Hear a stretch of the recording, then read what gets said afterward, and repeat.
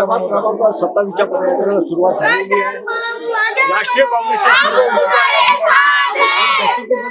राष्ट्रीय काँग्रेसचे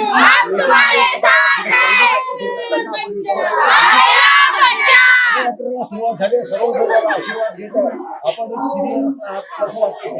हे बघा, ज्या पद्धतीने या भागामध्ये प्रभाग 27 सर्वसामान्य लोकांचा आशीर्वाद आणि सहकार मिळत आहे, यावरून मला असं वाटतंय की या निवडणुकीमध्ये आमचे चारही उमेदवार जे आहेत, धवळजी असेल आहे, आमच्या बावनकरताई आहे, गोसावी जी आहे आणि भोगताई आहे, या चारही उमेदवारांची निवड जी आहे निश्चित असं मला वाटतं सर्वसामान्य लोकांची गरजा जी आहे त्या पूर्ण झाल्या नसल्यामुळे या भागामध्ये चांगला रिस्पॉन्स मिळते आहे आणि मला विश्वास आहे की चारही उमेदवार. बिलकुल. शेखर सावरवानी जी राष्ट्रवादी काँग्रेस थोडं पैनल या ठिकाणी या प्रभागामध्ये नाहीये आणि त्याच्यामुळे आम्ही विरोधात विचारायचे लोक म्हणून या ठिकाणी काँग्रेसला या ठिकाणी पाठिंबा देतो आहे. चारही जे काँग्रेसचे उमेदवार आहेत ते निश्चितपणे या ठिकाणी निवडून येतील.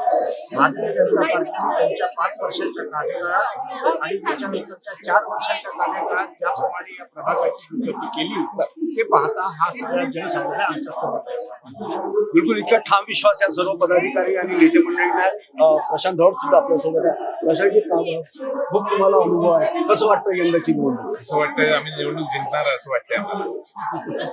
बिलकुल. असा आत्मविश्वास जरुरी आहे. सौदे गोसावी पण आपल्या सोबत आहे. काय सांगा सौदे?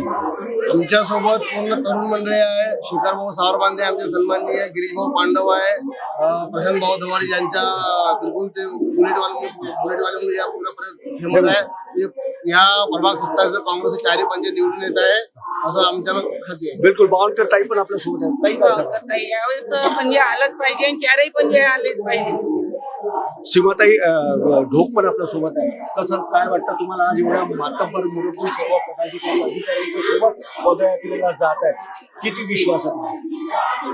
पॉझिटिव्हिटी वाटत आहे सर्वदा आणि यावेळेस पूर्ण विश्वास आहे आणि लोकांचा विश्वास आणि जे लोकांना वाटत होतं ते मिसअंडरस्टँडिंग मध्ये होते, तर लोकांचा प्रतिसाद बघून असं वाटत आहे की यावेळेस आम्ही 4ही उमेदवार नाही तर पूर्ण काँग्रेसच यांची जी प्रचंड बहुमताने निवडून